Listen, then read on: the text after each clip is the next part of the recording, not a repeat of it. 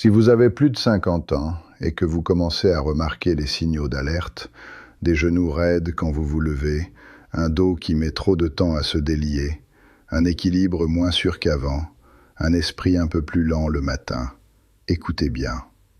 La plupart des hommes pensent que la réponse, c'est un entraînement plus dur, plus de lutte, plus de transpiration, plus de punition. Moi aussi je pensais cela. J'ai passé 18 ans chez les chasseurs alpins. J'étais convaincu que l'intensité réglait tout. Puis à 48 ans, ma tension montait, mes marqueurs de stress étaient dans un état lamentable, et mon corps m'envoyait des signaux que je n'avais plus le droit d'ignorer. Ce qui m'a remis sur pied, ce n'était pas plus de brutalité.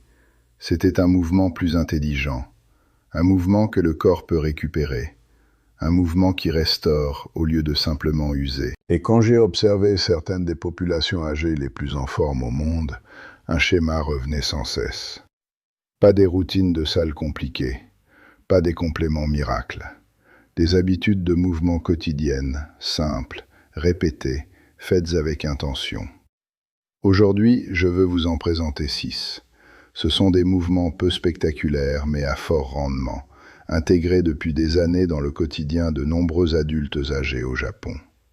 Pas de machine, pas d'abonnement à une salle, pas besoin d'un passé sportif, juste du mouvement intelligent pour rester fort, stable et autonome. Et je veux dire ceci tout de suite, le but n'est pas de faire semblant d'avoir 25 ans à nouveau. Le but est de faire en sorte que les années qui viennent vous appartiennent encore. Alors allons-y. Le premier mouvement, c'est la marche lente. Pas une marche cardio. Pas une marche rapide avec les bras qui partent dans tous les sens. Une marche lente.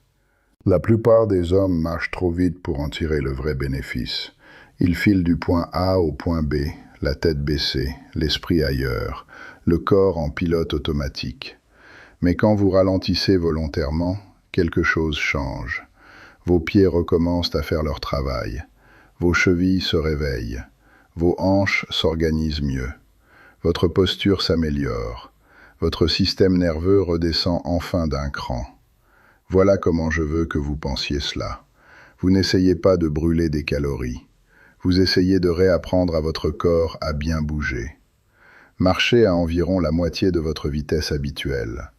Laissez le talon se poser doucement, puis dérouler par le milieu du pied, puis pousser avec les orteils. Gardez la poitrine haute. Relâchez les épaules. Respirez avec intention. Un rythme simple fonctionne très bien. Inspirez sur quelques pas, marquez une très légère pause, puis expirez plus longtemps que vous n'inspirez. Cette expiration plus longue est importante. Elle indique au système de se calmer.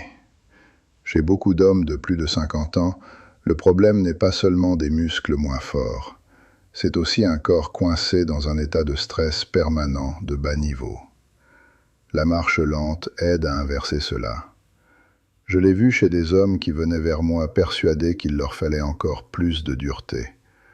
En réalité, ce dont ils avaient besoin, c'était de meilleurs appuis, d'une meilleure respiration et d'un vrai reset quotidien.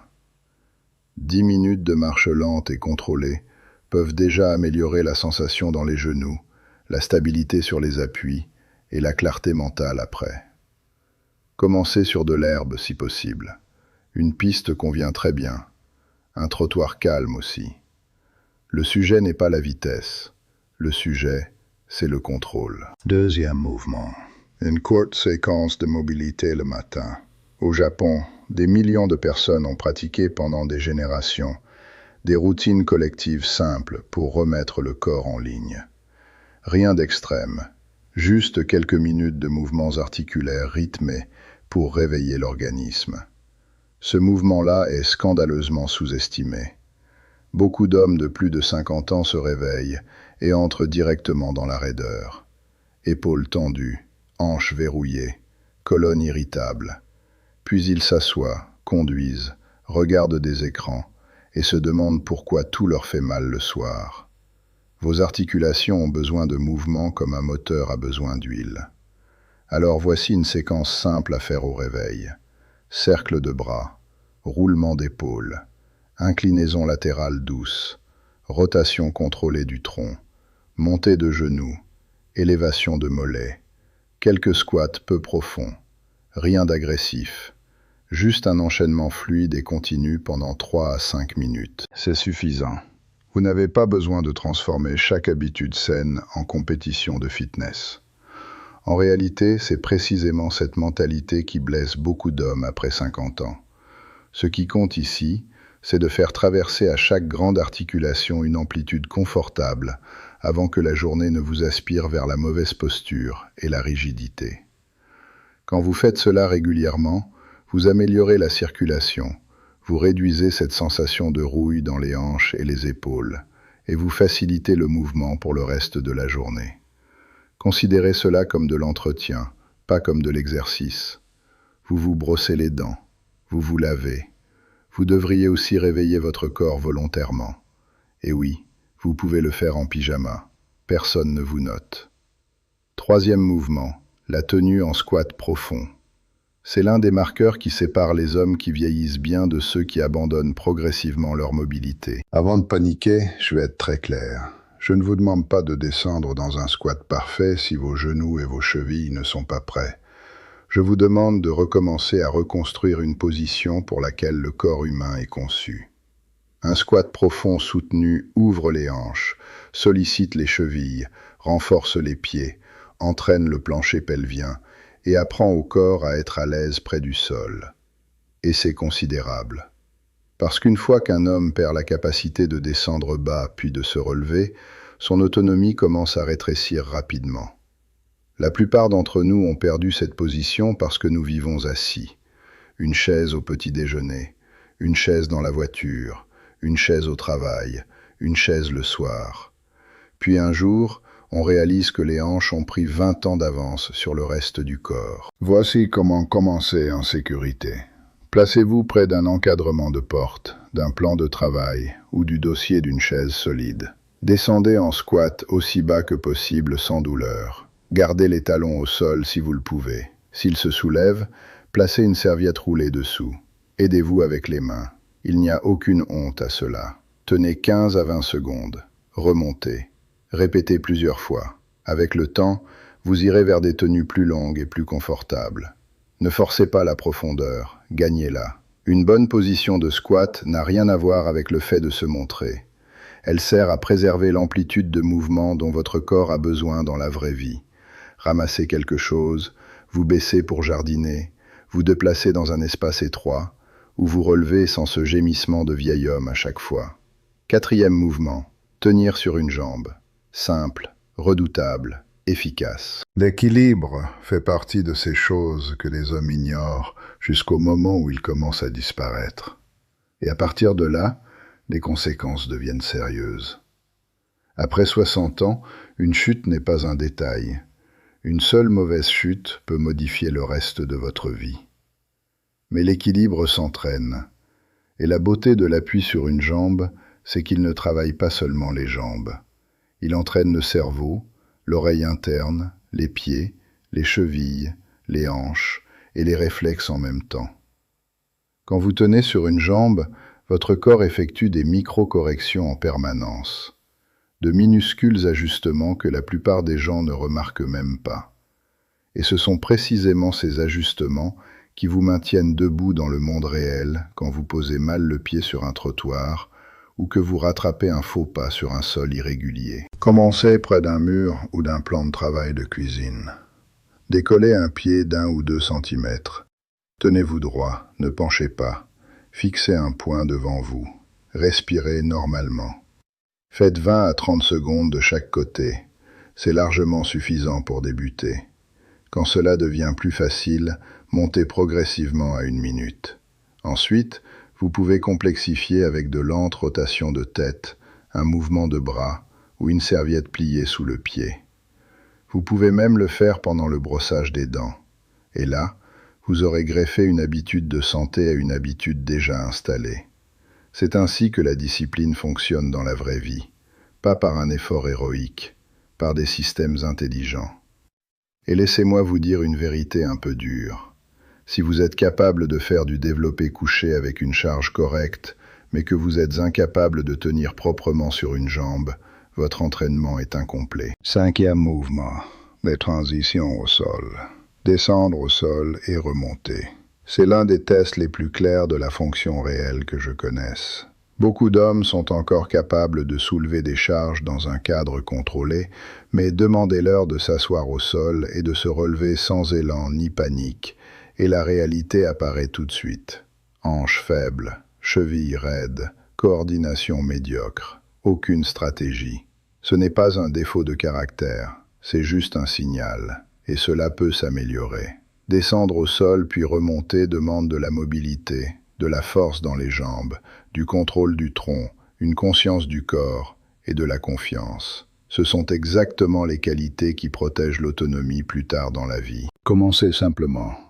Utilisez une chaise, un canapé ou un banc comme support. Descendez sur un genou, puis les deux. Puis passez à une position assise si cela reste gérable. Pour vous relever, faites le chemin inverse. Revenez en position agenouillée. Avancez un pied. Poussez sur la jambe avant et utilisez le support si nécessaire.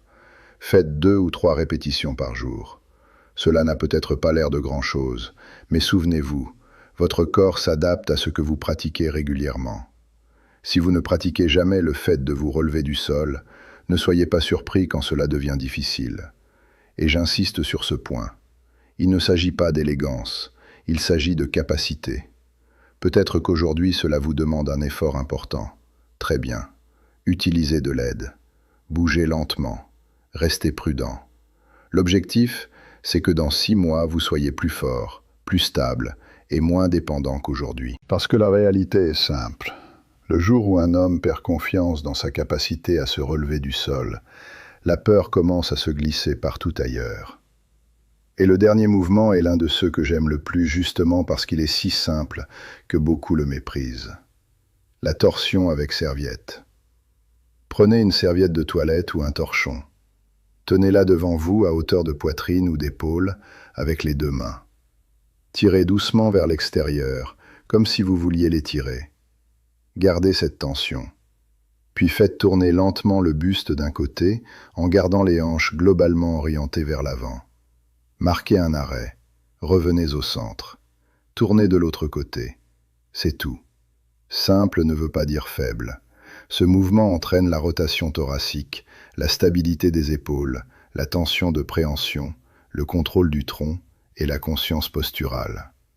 Il oblige aussi le haut et le bas du corps à coopérer au lieu de bouger comme un assemblage de pièces mal reliées. Chez les hommes de plus de 50 ans, la zone du milieu du dos et les épaules se raidissent souvent sans qu'ils s'en rendent compte. Ensuite, tout finit par être reporté sur le bas du dos, et c'est là que beaucoup d'ennuis commencent. La torsion avec serviette aide à restaurer une rotation propre là où elle doit exister. Faites 5 répétitions lentes de chaque côté, sans à-coups, sans tirer violemment. Juste une tension régulière et un mouvement contrôlé. J'aime particulièrement ce mouvement le matin ou en fin de journée. Le matin, il réveille le tronc et les épaules. Le soir, il peut aider à défaire une partie de la raideur accumulée par la position assise, la conduite et le fait de se voûter vers l'avant. Maintenant, regroupons les 6. Marche lente, mobilité matinale, squat profond soutenu, appui sur une jambe, transition au sol, torsion avec serviette. Voilà votre liste. Rien de spectaculaire, rien de sexy, rien de pensée pour les réseaux sociaux.